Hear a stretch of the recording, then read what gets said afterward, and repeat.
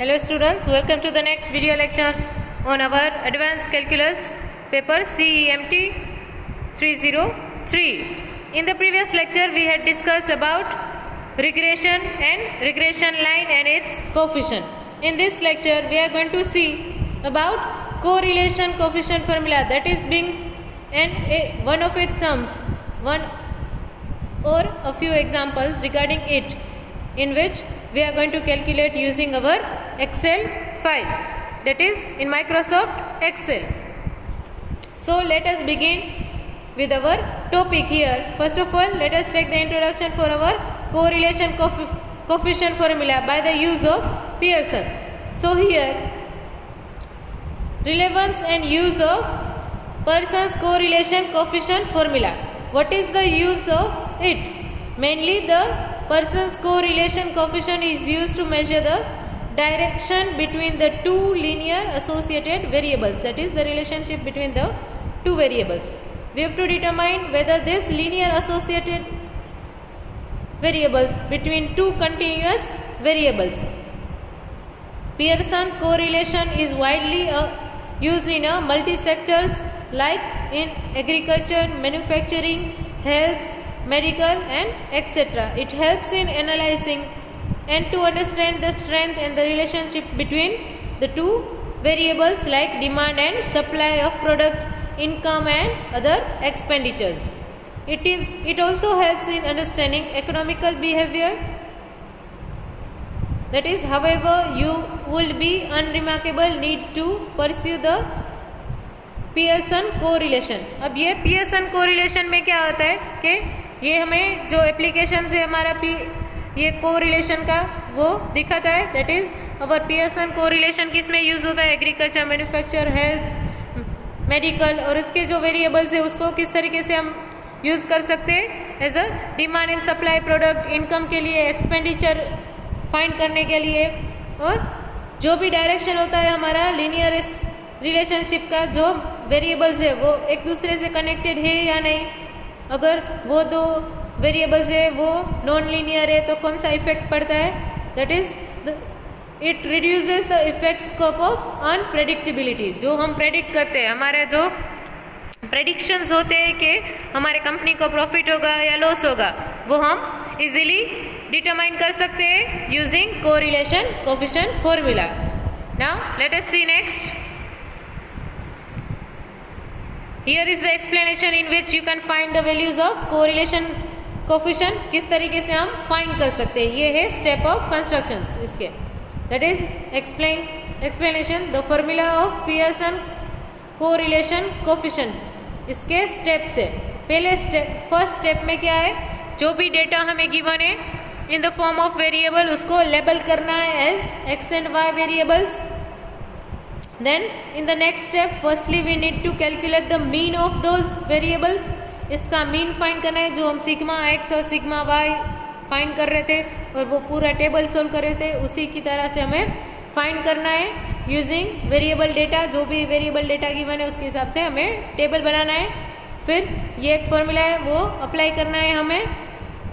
फिर next step 3 में क्या करना है, हमें स्टैंडर्ड डेविएशन, जो वेरिएबल्स x और y है उसके हिसाब से हमें स्टैंडर्ड डेरिवेशन इसका फाइंड करना है using this formula. Then final step में हमें कैलकुलेट करना है Pearson's correlation coefficient, that is जो हम r कैलकुलेट कर रहे थे प्रीवियस लेक्चर में. इसमें क्या हम डिनोट कर रहे हैं पियर्सन को p ऑफ x y से. That is the simple step which we are going to involve in our standard derivation to find the Pearson coefficient, correlation coefficient. Now let us see one example, that is here Pearson's correlation coefficient formula. ये एक example है, देखते हैं example में क्या है हमारे पास. Let's take a simple example understanding. एक example ले रहे हैं जो हमें समझाएगा Pearson correlation coefficient क्या है. तो मार्क एक स्टूडेंट है, is a scholar student and he is good at sports. जो मार्क स्टूडेंट है, जो स्कॉलर स्टूडेंट है, वो स्पोर्ट्स में माहिर है, बट आफ्टर सम टाइम ही रिड्यूसेस हिज स्पोर्ट एक्टिविटी. कुछ देर बाद उसने क्या किया कि अपनी जो स्पोर्ट्स एक्टिविटी में उसको जो ज़्यादा इंटरेस्ट था उसमें इंटरेस्ट थोड़ा थोड़ा वो खोने लगा. Then observe that the scoring less marks in test. फिर थोड़े दिन बाद पता चला कि वो मार्क्स में भी कम मार्क्स स्कोर कर रहा है. तो इसके वो हमें टेस्ट करना है कि क्यों ऐसा हो रहा है. तो हम हाइपोथेसिस ले रहे. He tracked how to score his test based on how many hours he plays any sports before he appears in the school test. तो पहले हाइपोथेसिस में हमें क्या ट्रैक करना है कि वो उसका स्कोर क्या था टेस्ट में. अब अगर वो कितने घंटे वो खेल रहा है और कितने घंटे बाद वो डायरेक्ट स्कूल टेस्ट के लिए अपीयर हो रहा है. ही गैदर्ड द डेटा. उसने खुद की डेटा सारा इकट्ठा किया और कोरिलेशन देखा उसके बीच में कि आवर्स ऑफ स्पोर्ट्स वो कितने देर खेल रहा है और उसके टेस्ट स्कोर पे कितना इफेक्ट हो रहा है उसकी वजह से. सो हमने ये पूरा एक्स और वाई जो कोफिशिएंट वैल्यूज है जो उसने स्टडी किया है अपने स्पोर्ट्स और ये टेस्ट स्कोर के लिए हमने डिनोट कर दिया एक टेबल में. So let us see our Excel table in which we are going to put our data. So here you can see that इसमें से आप देख सकते हो कि आवर्स ऑफ प्ले उसने एक वेरिएबल x से नाम दे दिया, कितने बार वो कितने घंटे वो खेल रहा है वो, और टेस्ट स्कोर क्या है y. वो टेक्स्ट जो स्कूल में टेस्ट ले रहे उसके मार्क्स कितने आए वो y से रिप्रेजेंट कर दिया है हमने. सो ये कोरेस्पोंडेंस वैल्यू है, कितने घंटे वो स्पोर्ट्स के लिए खेल रहा है और उससे मार्क्स कितने कितने आए. अब क्या फाइंड करना है हमें, x minus X bar y minus Y bar, x minus X bar whole square और y minus Y whole square और ये फॉर्मूला. इसके हिसाब से हमें मीन ऑफ x बार और मीन ऑफ y बार भी फाइंड करना है, जो कि हम ये पूरा x और y के सम करके इसका एवरेज निकाल के फाइंड कर लेंगे. तो इस तरीके से हमें एक्सेल टेबल उसका फॉर्म कर देना है. अब क्या फाइंड करना है हमें next, that is this is the solution in which we are going to find the summation of all the variables. ये समेशन फाइंड करेंगे वेरिएबल्स का किस तरीके से. ये x हमें गिवन था, ये y भी हमारे पास था, उसके हिसाब से हमने ये सारा फाइंड कर लिया. अब क्या करना है, इसका एवरेज निकालना है हमें. That is here you can see the formulas that we have applied for the sum. Means उसका टोटल कर रहे, सिग्मा फाइंड कर रहे सबके. हमने इसका सिग्मा फाइंड कर लिया. That is we are finding sigma for this and this column. So here is the score which we have got. तो हमें ये इसका सम मिल गया. तो टोटल वेरिएबल का सम अगर हम देख रहे ये लास्ट कॉलम के लिए जो हमें फाइंड किया है, we are getting 38.86. Now let us proceed further. So अब क्या कैलकुलेट करना है, पहले हमने मीन कैलकुलेट कर दिया. अब हमें स्टैंडर्ड डेविएशन फाइंड करना है इसके लिए. तो स्टैंडर्ड डेविएशन हमारा क्या होगा, that is for x axis we are taking this and for y axis we are finding this. उसका भी हमने सम ले लिया. अब इसके ऊपर हमें फॉर्मूला अप्लाई करना है. That is we are applying sigma of x and sigma of y. That is we are taking the square root of this term. So we are getting the standard deviation for x and y as this terms. That is x के लिए हमें 3.12 मिल रहा है, y के लिए 13.09 मिल रहा है. अब Pearson correlation coefficient, this is the main thing which we have to find. ये हमारा मेन है जो हमें फाइंड करना है. तो इसके लिए ये फॉर्मूला है. इसके हिसाब से हमें जो टेबल वैल्यू में से वैल्यूज मिले, that is the values that we got for the sum and for the standard deviation we are going to apply in this Pearson formula. इसके अंदर अप्लाई करने के बाद हमें पियर्सन कोफिशिएंट क्या मिलेगा, यहाँ पे कैलकुलेशन में 0.95 मिल रहा है. That is it is almost near to 1. That is we got the output as 0.95, which indicates that the number of playing hours is increased. The test score and also increases. वो जितना खेल रहा है वो मिनिमम खेल रहा है, इसलिए उसके टेस्ट में प्रेडिक्शन भी हम कर सकते हैं कि उसके मार्क्स भी ठीक आ रहे हैं. That is both the variables are positively correlated.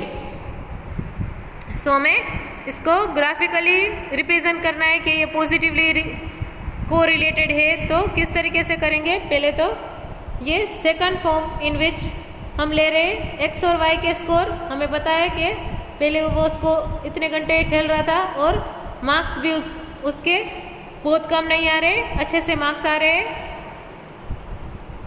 So Pearson correlation coefficient formula से हमें ये टेबल को सोल्व कर लिया.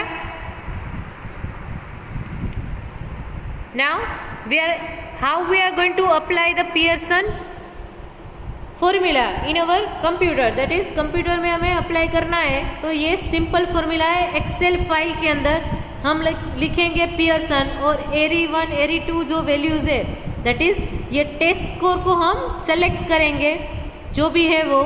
फिर ये हमें पियर्सन कोफिशिएंट फॉर्मूला में पुट कर देंगे. उसके बाद हमें पियर्सन कोरिलेशन कोफिशिएंट मिल जाएगा. So this is the way you have to work on your Excel sheet and practice the questions.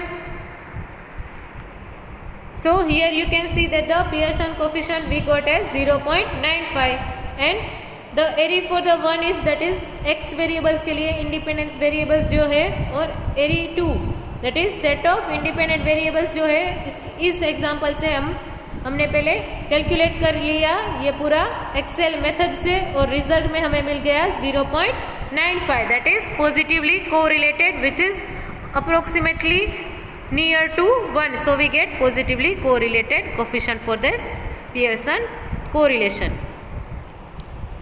So आपको इस तरीके से पूरा टेबल फॉर्म करना है एक्सेल शीट के अंदर और ये सारी वैल्यूज फाइंड करनी है इसके अंदर. In this example, we will not perform any calculation understanding it in the analysis way. अब इसको हम ज़्यादा परफॉर्म नहीं करेंगे, इसको डायरेक्ट ग्राफिकल रिप्रेजेंटेशन से देखते हैं. तो इसका स्कैटर्ड डायग्राम हम देख रहे हैं और इसके सारे जितने भी वैल्यूज़ है उसको हम ग्राफिकल रिप्रेजेंटेशन से करेंगे. तो क्या मिलेगा हमें? Scattered graph. Late us see the scattered graphs.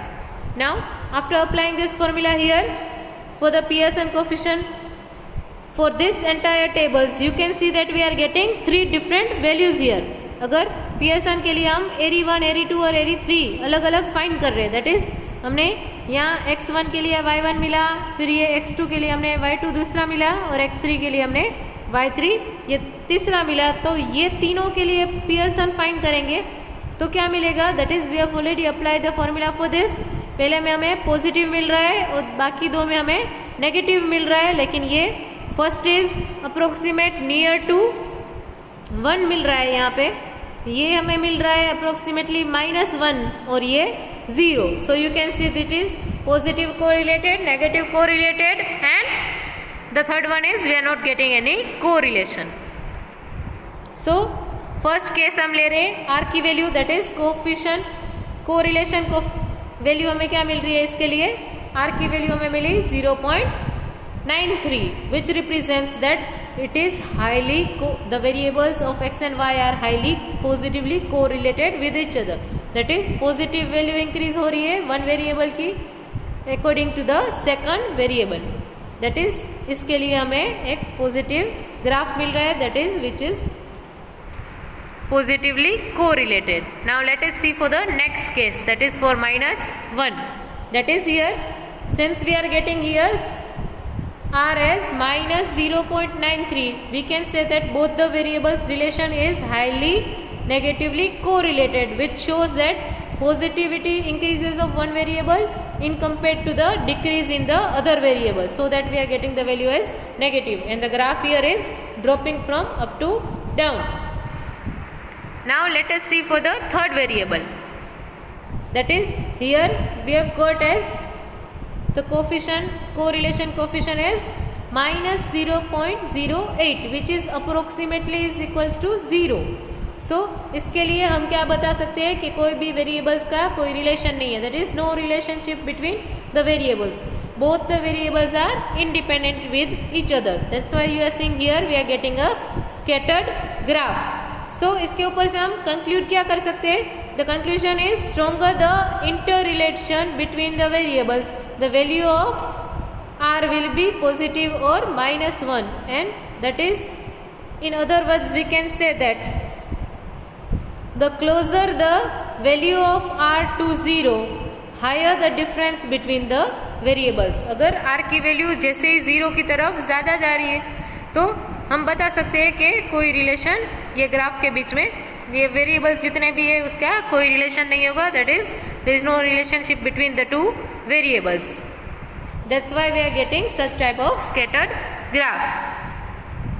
So this is the end of our example in which we have performed in our Excel sheet.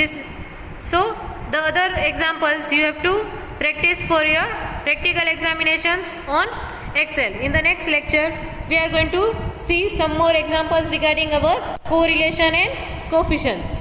Thank you.